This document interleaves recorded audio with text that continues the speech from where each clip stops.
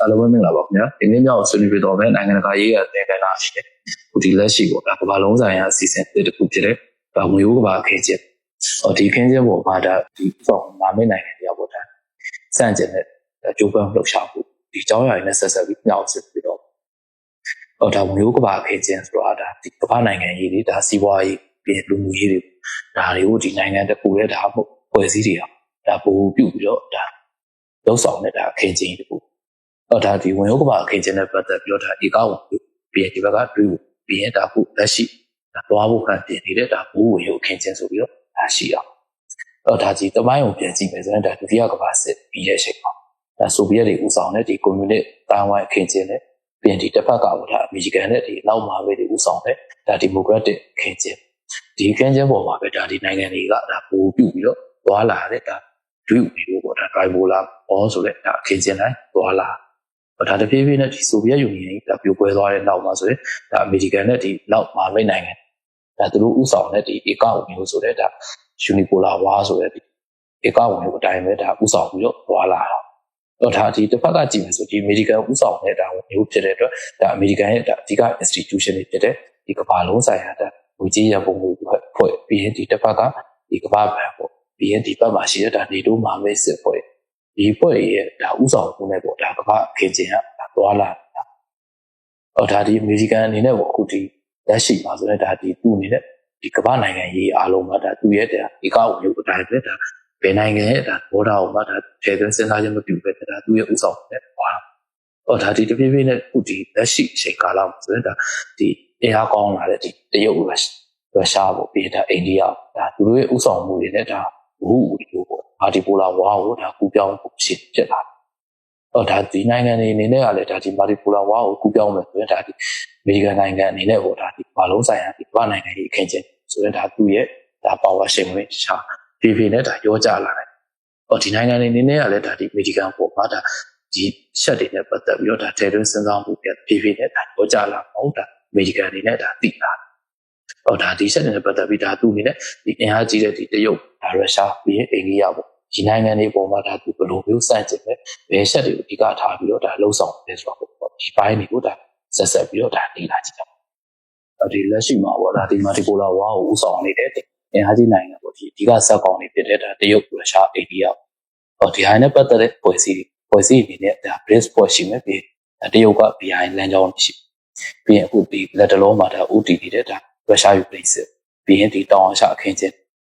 ဒီရှက်တွေပုံမှာပဲဒါဒီရှက်တွေကဥတီနေဖြစ်တဲ့အတွက်ဒါတွေကိုလိုက်ပြီးတော့ဒါအမေရိကန်အနေနဲ့ဒါစန့်ကျင်ပြီးလှုပ်ဆောင်အမေရိကန်ရဲ့အဓိကရည်ရွယ်ချက်ကဒါသိကြတဲ့ဒီမာတီပိုလာဝါကိုဒါသွားမဲ့ဒါစနစ်ကိုဒါဗဟန်ထားဖြစ်အောင်လှုပ်ဆောင်ဒါဒီ BRICS ဖွဲ့စည်းပေါ့ BRICS ဖွဲ့စည်းရတော့သိကြတဲ့ဒါသူနေတဲ့အဓိကငွေကြေးသုံးစွဲမှုပေါ့ဒါအမေရိကန်ရဲ့ဒါဒေါ်လာငွေပေးရှေ့မှုစနစ်ကိုဒါတိုက်ဖြတ်ဖို့အတွက်ဒါတစ်ဖက်ကလည်းရည်ရွယ်လှုပ်ဆောင်နေပါတယ်ဒါအမေရိကန်ကအဓိကဒါရုရှားတရုတ်ရုရှားကိုစပြီးတော့ဒါသူနေတဲ့စန့်ကျင်မှုတွေလုပ်တယ်ဒါရုရှားကိုအဓိကတော့ဒါယူကရိန်းစစ်အတီးအောင်ရုရှားအနေနဲ့ဒါစစ်နှုံပြီးတော့ဒါသူအနေနဲ့ဒီဗဟုဝေကိုတွားမဲ့ဒါမာတီပိုလာဝါရှေ့လန်းလေးဒါဖြည်းဖြည်းနဲ့အဟန်တာဖြစ်သွားဒါတစ်ဖက်ကပြန်ကျင်ရုရှားအနေနဲ့ကအကျိုးမြတ်တွက်သွားတာဒီနျူကလ িয়ার လက်နက်ပိုင်ဆိုင်တဲ့တရုတ်နိုင်ငံပြည်ဒါအီရန်ပေါ့ပြည်ဒါမြောက်ကိုပြောဒီနိုင်ငံတွေနဲ့ဒါမဟာမိတ်ဖြစ်သွားတာဖြစ်တဲ့အတွက်ဒေသတဲ့ဒီမာတီပိုလာဝါဥဆောင်သူရဲ့ဒါဒီတွားပဲရည်ရွယ်ချက်တွေကပို့ပြီးတော့အသက်ဝင်လာဒါဒီတစ်ဖက်မှာဒုတိယတရုတ်နိုင်ငံအင်အားကြီးတဲ့တရုတ်ကတော့ဒါဒီ Indo-Pacific ဒေသမှာဆိုတော့ဒါနိုင်ငံရေးရာကိုစီးပွားရေးရောအားကောင်းဒါအမေရိကန်အနေနဲ့ဒါတံပြန်လှုပ်ဆောင်မှုအနေနဲ့ Quad ဆိုပြီးတော့ဒါအိန္ဒိယဒါ Pacific မဟာမိတ်ဖွဲ့ပြီးရင်ဒီဘက်မှာဆိုရင် AUKUS ဆိုပြီးတော့ဒါ Australia ရဲ့ပြီးရင်အမေရိကန်ပါမယ်ဒါပြီးတိတ်ပါတယ်ဒါစီးရေးမှာပဲတဘောတူချက်ဒီဖွဲ့ပြီးတော့ဒါတရုတ်ရဲ့ဒါအာဏာပါဝါကိုဒါသူအနေနဲ့တစ်ဖက်လက်ဒါစန့်ကျင်ပြီးလှုပ်ဆောင်တာဒါဒီအမေရိကန်ခုဒီလက်ရှိသမ္မတဒေါ်နယ်ထရန့်လက်ထက်မှာဆိုရင်ဒါအဓိကဒီလုံးဆိုင်ရာဒီရှုပ်ပွိုင်းဖြစ်တဲ့ဒါဒီပနာမဒူမြောင်းမှာဆိုရင်ဒါတရုတ်ရဲ့ဒီဩဇာအာဏာကြီးထွားမှုဒါသူဒီနဲ့စန့်ကျင်မှုလှုပ်ဆောင်တာဒါပနာမဒူမြောင်းမှာဆိုရင်ဒါတရုတ်အနေနဲ့အဓိကဒါအမေရိကန်ရဲ့ဒါဒီစန့်ကျင်မှုအဓိကခံနေတာဒါဒီတရုတ်ရဲ့ဒီသွားမဲ့ဒီမာတီပိုလာဝါမှာလည်းဒါအဟန်တာဖြစ်သွားအမေရိကန်နိုင်ငံအနေနဲ့ပေါ့ဒါအခုဒီလက်ရှိဒီတရုတ်နဲ့ရုရှားပေါ်နေတဲ့ဒီမာတီပိုလာဝါဒီအားနဲ့ပတ်သက်ပြီးတော့ဒါသူနဲ့စန့်ကျင်လို့ဒါဒီမိုကရေစီကိုရှေ့ပြုပြီးတော့ဒါလူ့ဖွဲ့စည်းတွေရောပြည်နိုင်ငံရေး ဒီအားလုံးမှာဆိုရင်ဒါသူနဲ့ဒါသူ့ရဲ့စီးပွားရေးရတာဖိအားပေးလှုပ်ဆောင်မှုတွေတွေ့တာအဲ့တော့ဒါဒီတရုတ်နဲ့ဒါရုရှားနဲ့ဒါမာပဲဖြစ်တဲ့နိုင်ငံဒီနိုင်ငံတွေနဲ့ဆိုဒါပို့ပြီးတော့ဒါစန့်ကျင်မှုတွေလှုပ်ဆောင်ခံရတော့ဒါဥမာပေးရင်ဒီမြန်မာနိုင်ငံပေါ့မီတို့နိုင်ငံပါမယ်ပြင်ဒီအရှိတီပေါ့ပြင်ဗင်နီဇွဲလားနိုင်ငံပြင်ထိုင်ဝမ်ပေါ့ဒီနိုင်ငံတွေအနေနဲ့ကတော့ဒါပို့ပြီးတော့ဒါအမေရိကန်ရဲ့ဒါနောက်အုပ်စုမာမဲ့အုပ်စုရဲ့ဒါဝင်ရောက်ဆွတ်ပုံမှုတွေကိုခံရတယ်